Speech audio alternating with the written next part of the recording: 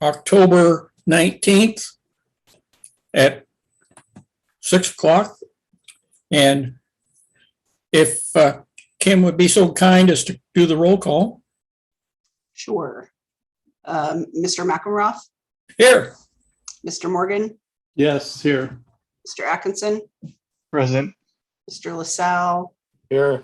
Mr. West, and Mr. Simmons. Here.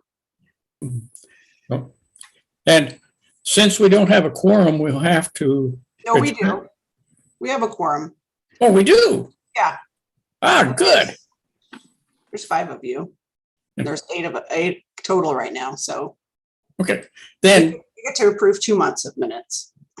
the next item on the agenda is the minutes for 2 meetings, I believe. So I would make a motion to approve the minutes on July 20th, 2021 and September 21st, 2021. is there a I'll go second? ahead and second that. Yep, I'll second that. So all in favor, say aye. Aye. Aye. Aye. All opposed?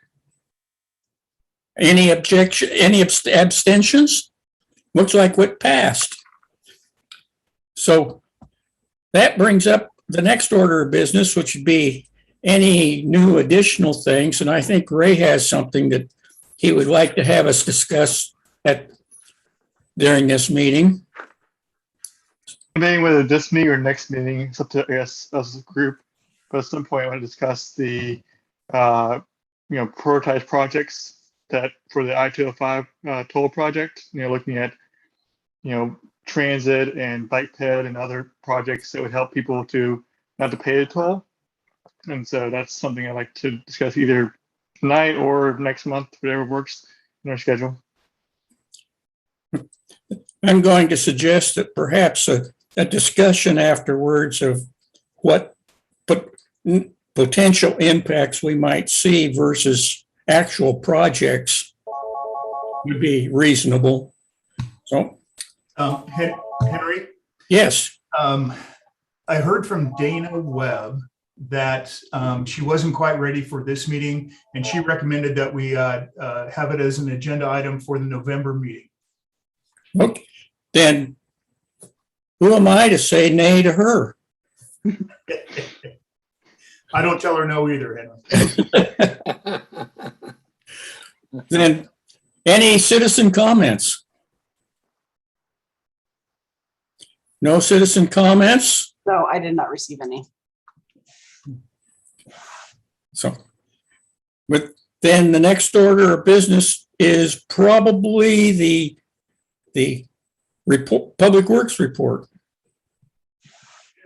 Yeah, so the agenda did feel a little short this time, and I think some of that's got to do with. Uh-oh. Sorry, I was muted there for a minute. So Henry and Transportation Advisory Committee members, I guess we'll go through this Public Works report, but I wanted to acknowledge that our agenda is, looks pretty short tonight, so we'll do our best to get through it and let you get on to other things that you might do. But I just want to also acknowledge that from my perspective and my workload, and I'll speak for Vance too, we're trying to stay on top of finishing up projects, construction projects. We're moving into kind of the move-in effort for First Street, which is a heavy time consumer. And then there's been a variety of other things that have come up at the commission level that have been pretty time consuming. So there's probably more things that we could talk about, but I also struggled to kind of, like Dana, struggled to get to a place where I was able to bring that in a meaningful way to the Transportation Advisory Committee. So just with that, I think we'll kick it off. I think the items that are on the list, I think we're ready to talk about. Vance is going to take the first one. We're missing the member we're missing, I think, is most interested in this. Why am I drawing a blank on her name right now? Savannah. Savannah. There we go. So I don't know, maybe she's watching this streaming, or did she respond at all?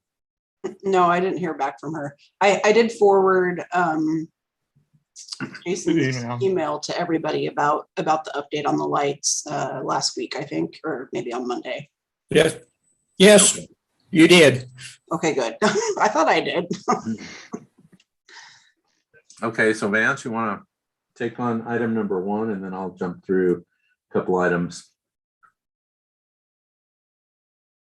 First, you need to unmute yourself. Thanks, Henry. So Kim, thank you. If you had forwarded this, Jason's email about the transit lights to TAC. For those of you that may not have had a chance to read it, I'll just go off Jason's email. There are still 2 lights currently missing, and they are going to be replaced in October at the transit center. Both of these are kind of expensive repairs, approximately $4,500 a piece. New concrete base, sidewalk removal replacement, new pole, new light fixture. We may get reimbursed for one of the lights because it was hit by a TriMet bus. The other pole was torn down by transients in the area.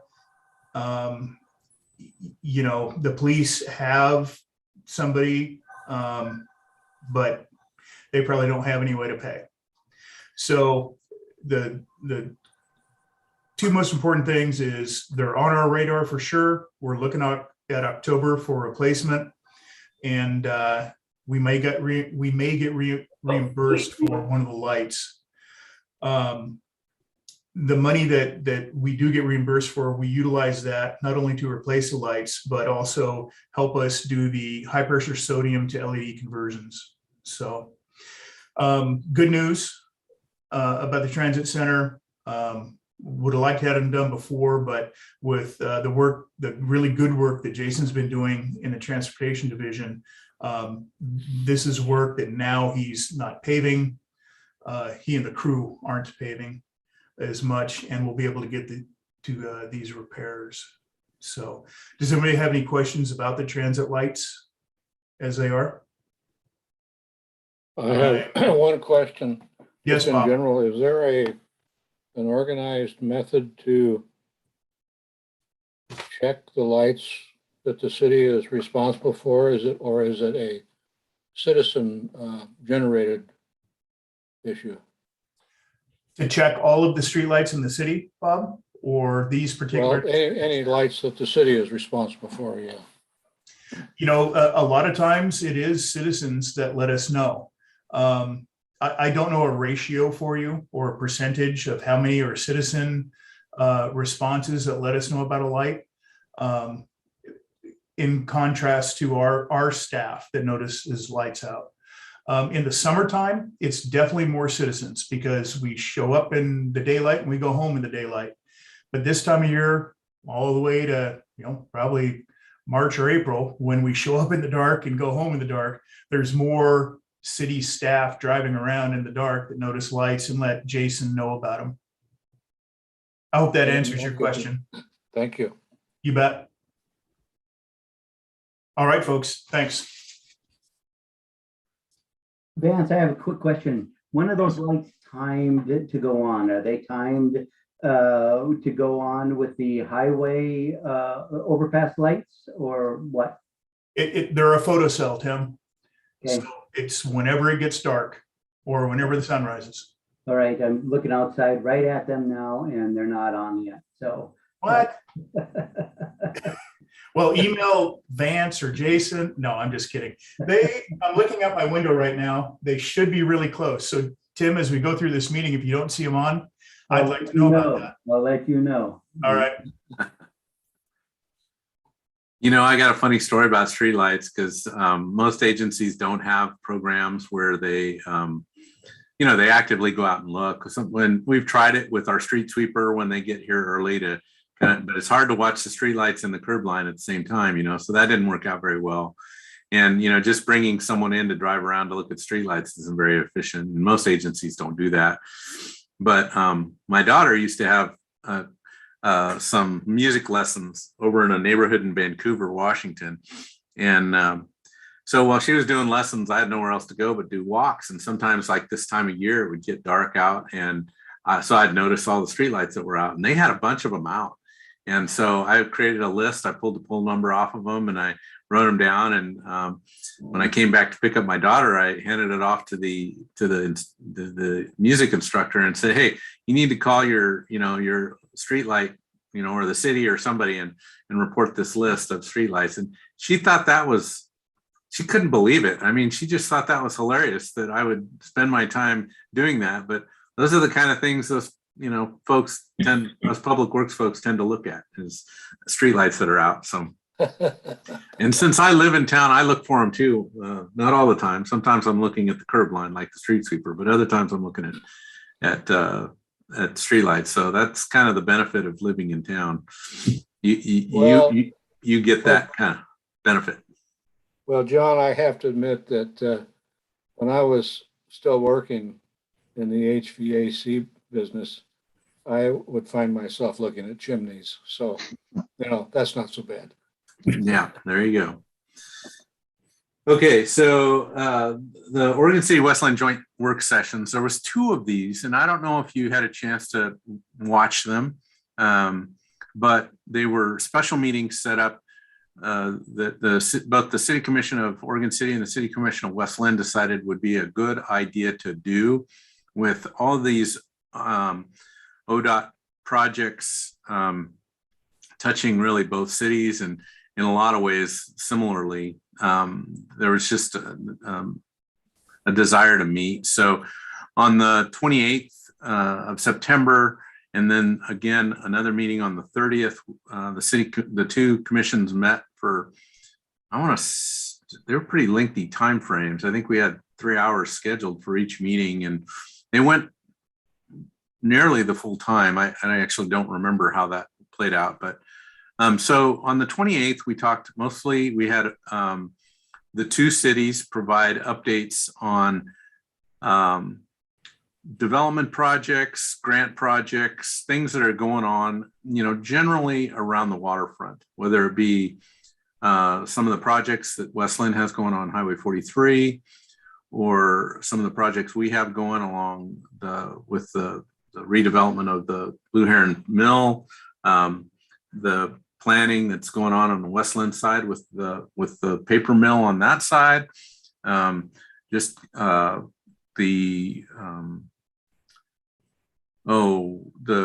Willamette Falls Drive and some of the concepts that they have for that. James Graham from our economic development group talked about some of the economic development initiatives, and Dana talked about our grant for along 99E to get the pedestrian pathway along the waterfront there. And then we talked a little bit about the quiet zone. And so that was good to hear both sides. And I think both cities have a fair amount in the hopper that's going on. So pretty interesting. If you want to go back and review that video, it's recorded.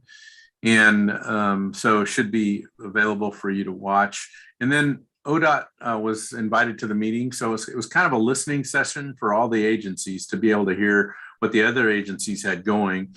And that included ODOT. And they talked about the I-205 project, and both how they were being funded, and how construction for the first phase of that project was planned to move forward.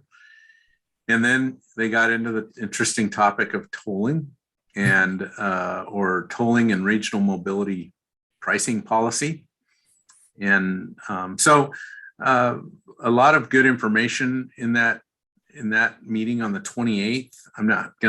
It's not my intent to repeat it, but I just wanted to draw your attention to it if you didn't make that meeting, because there has been a lot of interest in I-205, and it was the latest and greatest with regard to what the plan is, and what the plan is with tolling, and what drove that. I think both the city commission and the city council from Westland asked good questions about key things. And I think Ray, were you sitting in on that meeting? I know Ray was in there. I don't know if any of the rest of you were in there, but again, I encourage you to you know, I think it's important that the TAC be informed. Now, we had, to be honest, we had just had a ODOT update. So I wouldn't say there was a bunch of new stuff there, but maybe some new scheduling information, maybe some information on funding. And then again, they may have asked different questions than what we asked. I don't really recall, but that was a good meeting. The other meeting was on the 30th, and that was on the Oregon City Westland Pedestrian and Bicycle Bridge Concept Plan, some of which we participated in as well.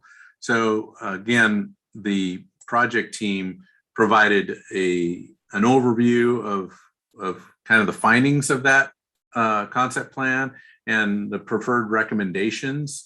And if you remember from that, there's kind of a wide range of alignments and recommendations, one upstream of the Oregon City Westland Bridge, one downstream of the Oregon City Westland Bridge, and no real certainty on where exactly those projects would land if they were to move forward. And so they went through that study, talked about the steps to realizing an actual construction project if that were to ever happen, and gave the two cities an opportunity to talk about those projects. And my takeaway from that was that there's still a lot of questions about that project, and limited, I would say limited support for adopting the plan. And you know, what we've heard from our commission, so the direction we got was to bring it back to the city commission. And we heard a little more clarity from that in a different meeting, that maybe they would like to have yet another work session on Oregon City side. And, you know, that may happen on the Westland side, I'm not sure. And then they want to have another joint meeting. So, but the feedback that I've heard is just some real consternation about a project of that size, and questions about its need. And, you know, even if the need were established, you know, do we have a lot of other need that hits a higher priority? And so I'm not quite sure how we get them over the hump on that. If I think it's a good project. For us, getting it adopted doesn't necessarily mean that it's a funded project, but it means that you start planning for it. You know, it's kind of like any big infrastructure project. You get a concept out there, you might not know how to pay for it, and you don't necessarily know the timeline, but it's in your planning. So, you know, that's true for I-205, that's true for Highway 213. Probably not so much 99E, because that's been a long time facility, but anything new anymore requires these concept plans, and those concept plans kind of go through the ringer before they ever see the light of any reality.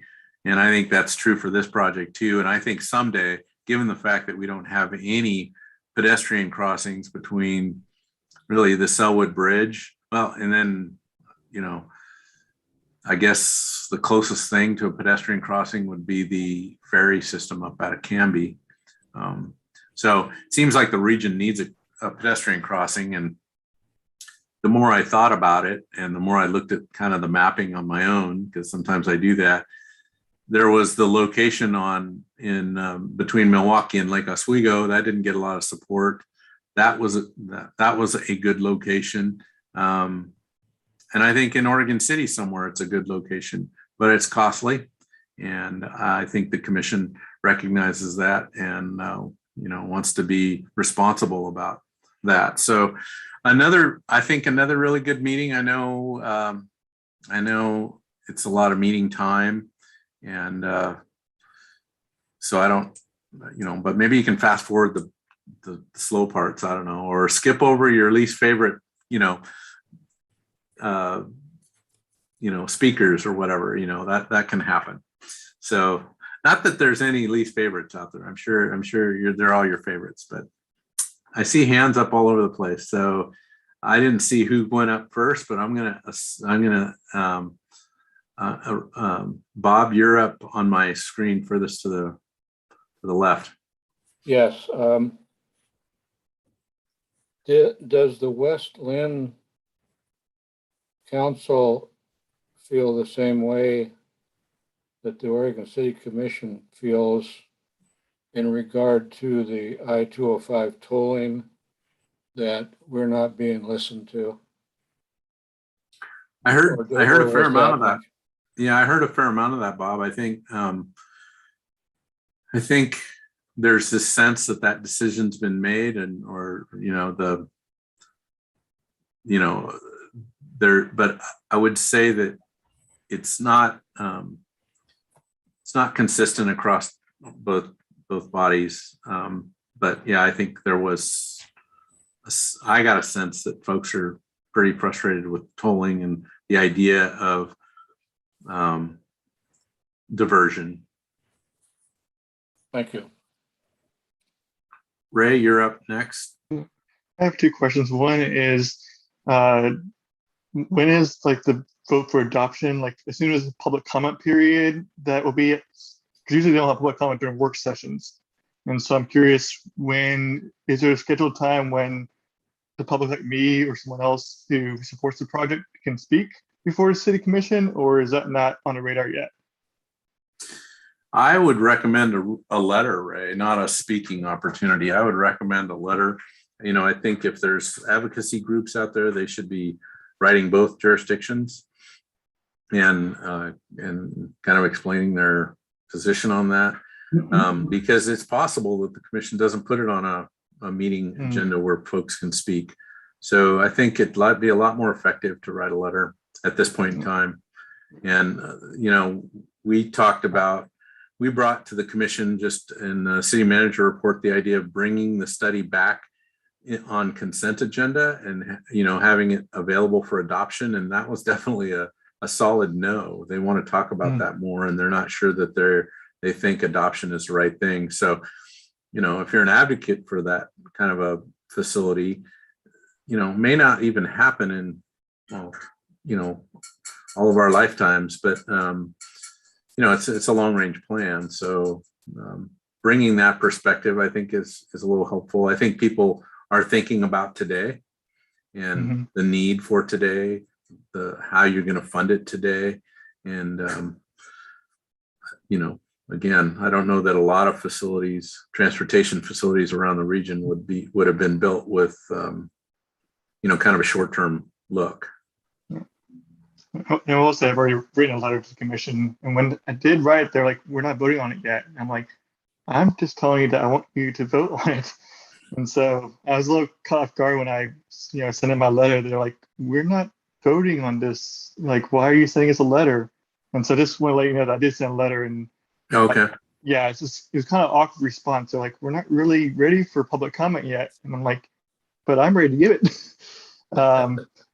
So then my second comment or question was, I heard when I was watching the live stream that the commission was reviewing the feedback from the ODOT, the meetings ODOT set up with with the public, and with the surveys results, and how they were like 80% in support of the bridge. And the commission, when I was watching it, was saying how there's no way that's true.